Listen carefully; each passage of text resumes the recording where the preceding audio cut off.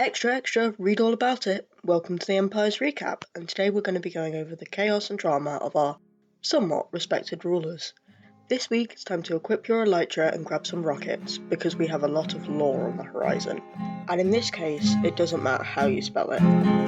We have a special report this week, covering the proceedings in the Goblin Small Claims Big Claims Court. The very first trial in Empire's history was a lively one, with the Honourable Judge, Lawmaster Pixlriffs presiding. Jimmy's lawsuit against Joel for copyright infringement and defamation came to the floor.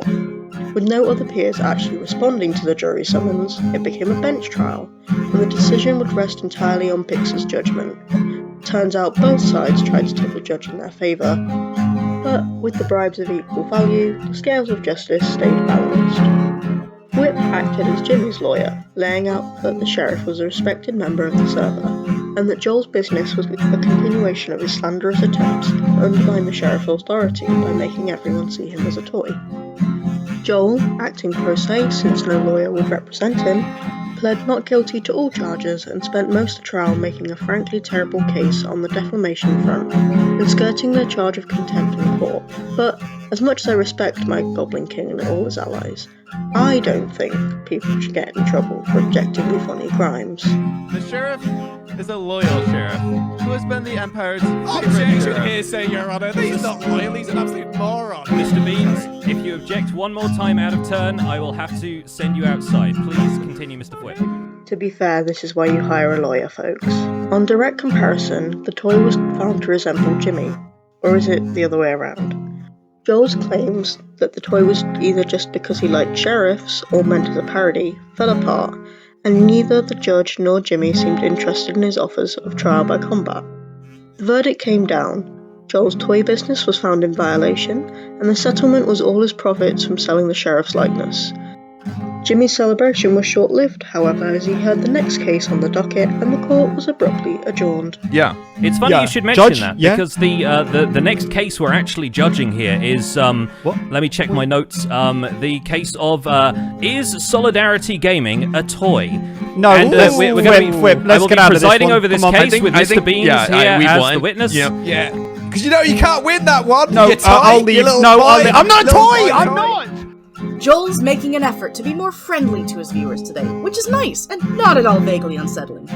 Hermes is back. It seems that Hermes already has a home in Sanctuary, and now he just needs one in Stratos. He's also come up with some interesting nicknames for his parents. My gosh, thank you, Meat Dad. Meat Dad? Since when was that a thing? Meat Dad? Why is he Meat Dad? I don't know, guys. Please tell me. Since it seems like no one's going to return the missing pieces of the stratosphere, Joel refills it himself with some more fountain dunked gold. At least it's easy to make. Then it's time for an aggressively happy material gathering montage, grabbing what he needs to build Hermes a hilly island right next to his own home, complete with fun bouncy steps down. A quick trip to Animalia for legal assistance has his hopes high and short-lived. Lizzie is the kind of lawyer who doesn't take a case that sounds like it can lose. But don't worry, Joel has everything under control. And if not, I have a plan B. And no, plan B isn't murder, okay? In happier thoughts, Joel builds Hermes a wonderful house, almost as big as his own. It's purple, it's got a gold floor, and it's even got a fish named Hootie. What more does a growing godchild need? On the other side of the world, a gift awaits the god of the sea. Curiously, Joey's video is a little laggy at the start. Anyways, it seems that Joel is finally apologizing for exploding his ship by giving him a boat that kills Joey several times before revealing itself to be a co-filling number of boats all on top of each other. Not a gift at all, but a prank. Joey would have honestly kept the free fleet, but his frame rate obliged him to clean them up. He decides to take a page out of Skeletron's book by giving Joel back his gold, taken from his gold farm once again, with a little bit of rigging, and that requires another trip to Tumbletown. The shop is completely empty, so Joey goes straight to the source, leaving his payment right in the farm's output chest. At least he's paying for stuff now. Joey brings a few stacks of dirt with him to put his gift on a separate island to not damage the rest of Stratos, until he sees the stratosphere replaced after he gave it to Catherine. Did Joel steal from Joey's girlfriend? That's it. No more Mr. Nice Pirate. Okay, I was going to play nice and build a nice secluded little island for your sweet precious gold, but no, we're not playing that game anymore. We are putting it right here, and if it explodes the stratosphere, so it will. home in the Forgotten Cove, Joey expands the dock to make room for more ships, and then he makes more ships. The first boat is a whimsical space for a paper shop. If Jimmy ever remembers to restock his gunpowder, then he and Joey can become partners in the rocket business, especially with Joey's fancy redstone sugarcane farm tucked in the basement. The second is just for show, though the sail catching the wind already looks ready for adventure. Now these are better boats than Joel's gift. Pix's morning is full of gifts. First, Pirate Joe stops by to offer unlimited access to the Prismarine shop as thanks for the treasure map, and then he finds a mountain repair box from Whip despite having already repaired said mountain. He won't say no to Emerald Ore, of course. A stroll down the Great Bridge shows that several more empires have claimed their towers, and Pix supposes the bridge should actually lead somewhere if people are going to be using it now. He digs up more of the old streets and lays out his plans for the old castle, after a quick break to go be a judge, since people seem to trust his judgment so much. I'm full of advice, some of it is good. The first castle tower, serving as his access to the Nether, goes up and is in mostly good condition. Pix lets us in on his design philosophy, inspired by Elden Ring, using sightlines and limited visibility to direct the view of his work. Smart stuff. Since the 12th tower on the bridge now belongs to Ollie, Pix's contribution, besides the bridge itself, becomes a massive gatehouse at the end, complete with heavy doors made of the only wood that survived the old empire's decline. The archaeologist gives us a bit more history of the savannah, with a tale of it being abandoned as opposed to destroyed. And yet, we still wonder, what made them leave? I sound like I smoke 60 packets of something a day. Unfortunately, the colorful man himself, Scott Smader, is sick this week, but that won't stop him from getting up to some mischief. Chromia stops for no man. The plan is to build something to represent Chromia. Pix's bridge is lacking a few audicities.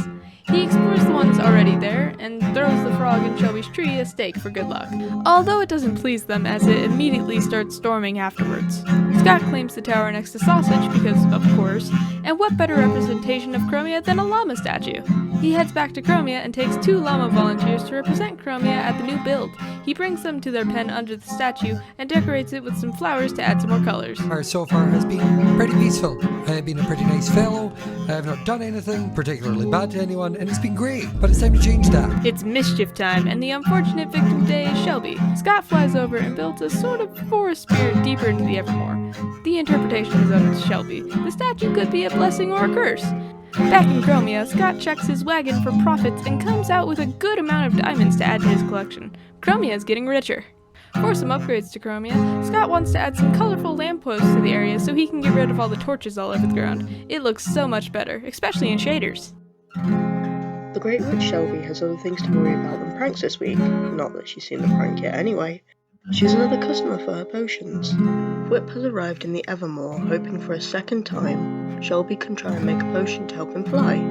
Unfortunately, even though it's made of entirely different ingredients, Whip's ears only grow more. In fact, they're so large they now allow him to fly. Hello? Potion shop, potion Is this seller? a customer? I demand your strongest potions. Halfway through building a new potion area, she starts getting haunted.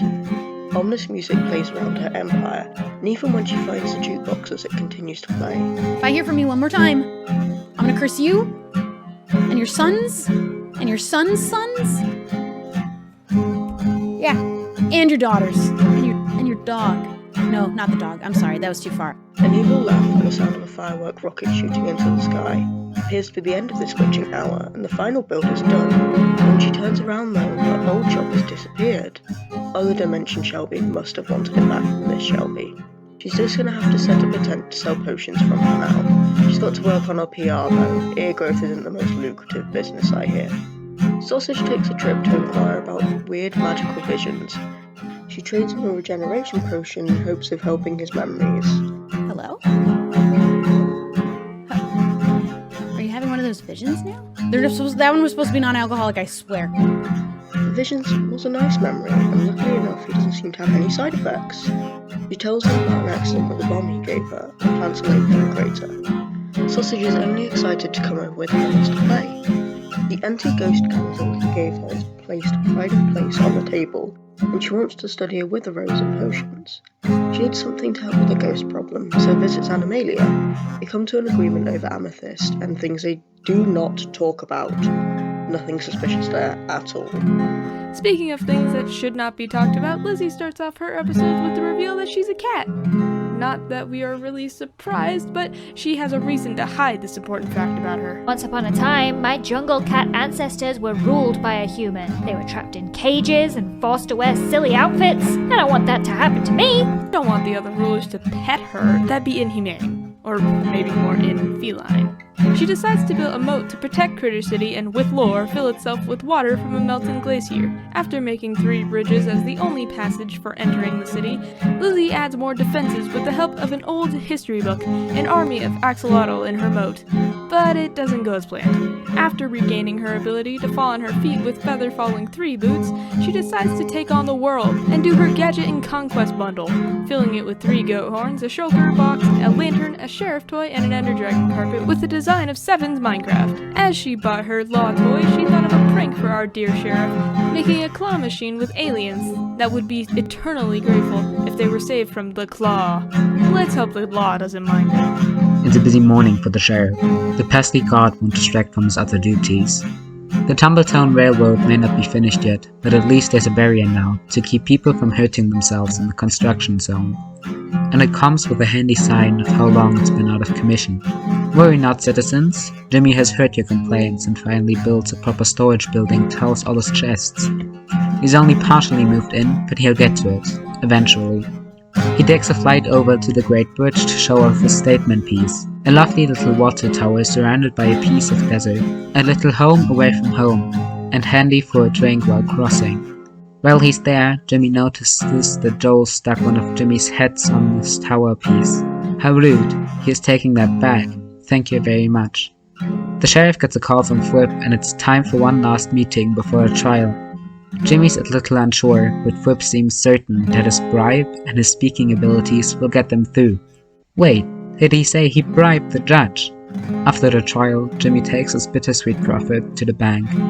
Sometimes victory is hollow, and he doesn't like the sound of that second lawsuit on the docket. But with the trial done, the sheriff can finally look to the future, and he's got plans to make Tumbletown into a proper farming community. It will be nice to not be so alone out here. In Sanctuary this week, Sausage starts his automatic tree farm. It's a little too out of the way though, so it's time to create a decorated pathway to link up the farm with the rest of the Empire. Hermes, our beloved, is back in Sanctuary, and Sausage gives him the toy he bought last week. To shame Joel for not having built Hermes a house already, he sends Hermes to Stratos with some wood to build with, and a picture of Sausage and Hermes in front of the house. In Chromia, Scott is about to do a tour of his tavern, and Sausage loves tavern hopping, so of course he decides to pop on by and see what's going on. Jokes about the sheriff and dancing, apparently. Now Eddie has taken a very long break from blacksmithing, but it's time to get back to work. Sausage goes around and collects all the materials he needs to build a wonderful blacksmith just for Eddie, and gives him all the materials and magic needed to create the best of the best tools and weapons in the whole of Sanctuary. Eddie transforms the tools with magic and hammer and creates tools fitting for the leader of Sanctuary. Sausage is astounded and admires them greatly before remembering he forgot his shield. Eddie tells him he should do it himself, and he believes in him to make the best shield to defend Sanctuary. The shield looks amazing, and Sausage is excited to get to work on a bow and crossbow. Sausage wanted to decorate the streets of Sanctuary more, but ran out of frog lights. And who has more frog lights than pigs? Sausage flies over to the catacombs and wanders around looking for the man before coming across a strange spiral staircase tucked into the wall. Curiosity overcomes him, and he sneaks down the stairs to enter a room with a beautiful mural on the wall, and a labeled grave to the side with his own name on it. Am I supposed to be here? Oh, what is this? This is beautiful. Huh. Pigs? Here lies MythicalSausage. Oh, not again. The mural brings back memories. A vision of a woman called Pearl and their friendship in another life. The mural looks like her, the Sunflower Queen. He doesn't remember her, but he takes the sunflower and goes home. It's been quite the day for him, after all. And with that, join us next week for more chaos and shenanigans. Thank you for watching, liking and subscribing, and thanks to everyone helping out with the project. Check them all out down below.